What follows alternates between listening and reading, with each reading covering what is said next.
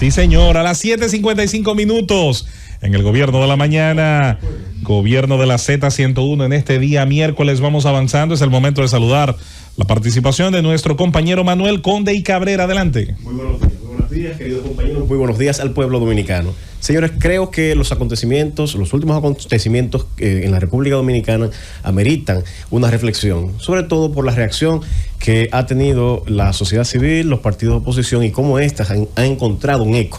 Esto necesariamente es un fenómeno que no era tan frecuente en el pasado y hay que analizar qué ha cambiado, que la pava no pone donde ponía, como dice la frase popular. Tenemos que ver los contextos. Primero, el contexto del primer gobierno de Luis Abinader. En un contexto de pandemia, en una situación internacional compleja, en un país cansado por tantas denuncias de corrupción sin que esas denuncias condujeran a ningún lugar, recordemos la prepotencia, la petulancia y que exhibían muchos de los funcionarios públicos y que tenían ciertamente cansado al pueblo dominicano.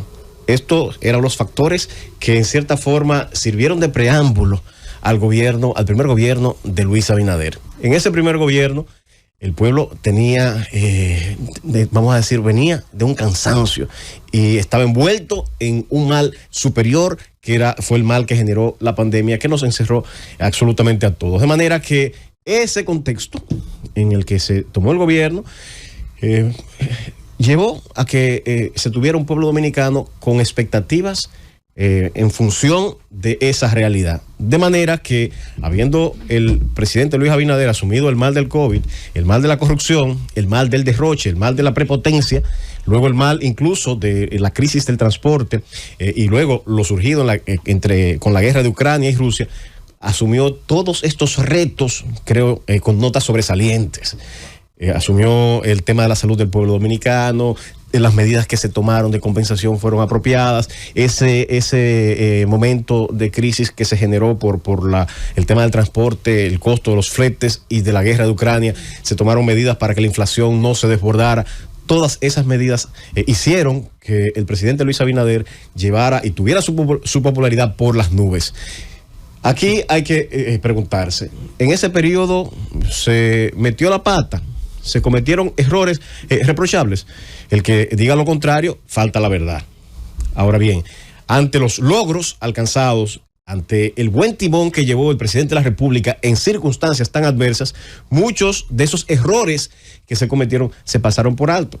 Es más, el pueblo era hasta comprensivo, porque se entendía que debía dársele una curva de aprendizaje.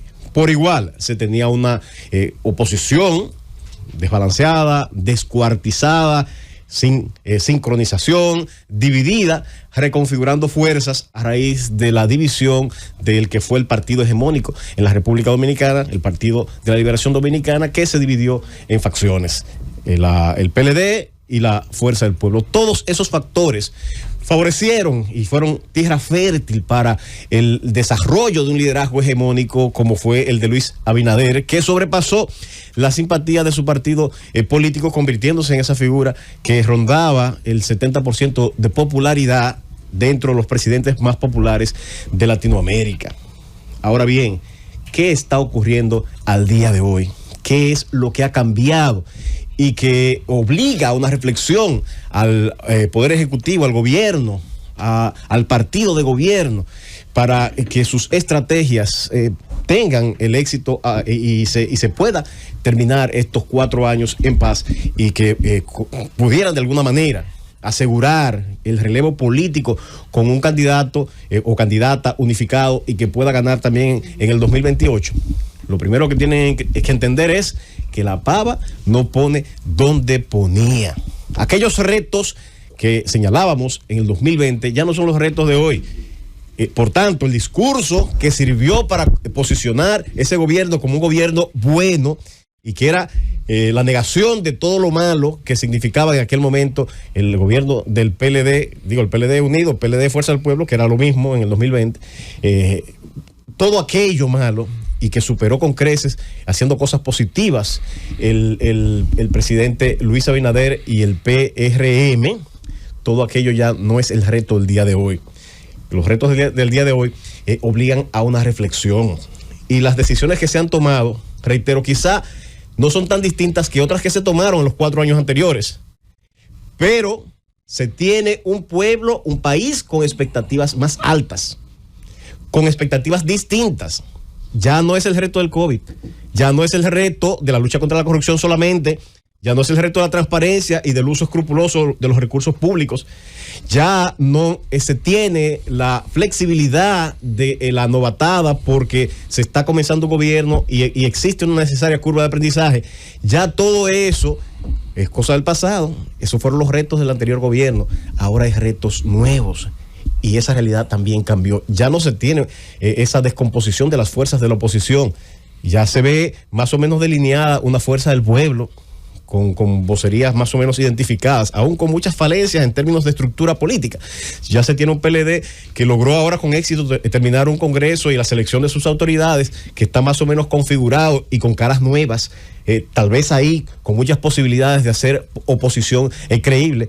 Tenemos una sociedad civil un poco más crítica, con esa expectativa que hemos señalado de un gobierno que exhiba mejores y más resultados. De manera que no es que se está equivocando el presidente de la República o su gobierno más que en el pasado, sino que las expectativas, la realidad ha cambiado.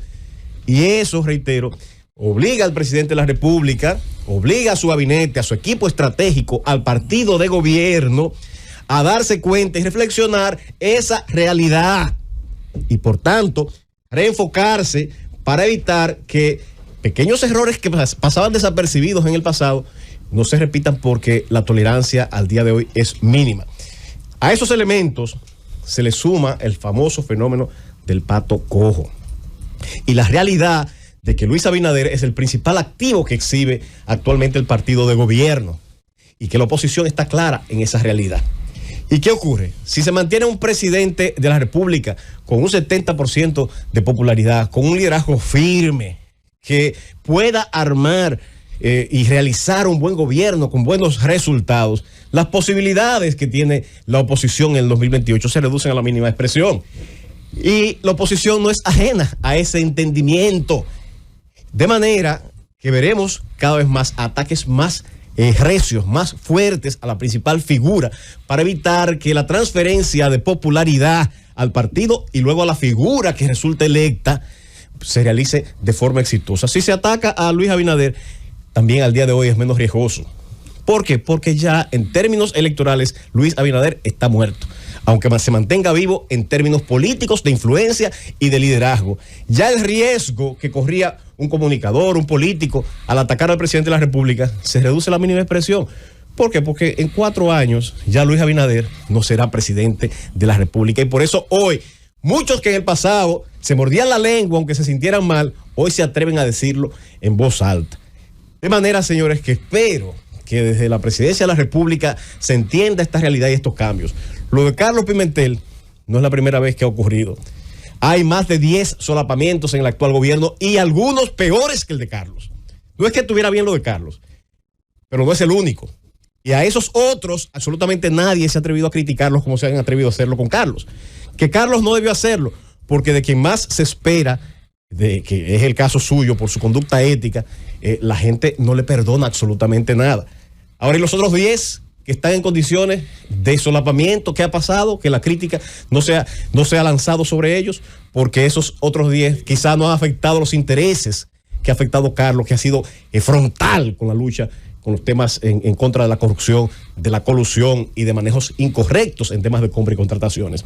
De manera, señores, que invito al presidente Luis Abinader a reflexionar, invito a su equipo estratégico a reflexionar, a los miembros del Partido Revolucionario Moderno a reflexionar y entender esta realidad, que si no la entienden, lamentablemente, no solamente pondrán en riesgo la gobernabilidad en estos 4 años que restan, sino, y sobre todo, que sus posibilidades de éxito en el 2028 se reducirían a la mínima expresión.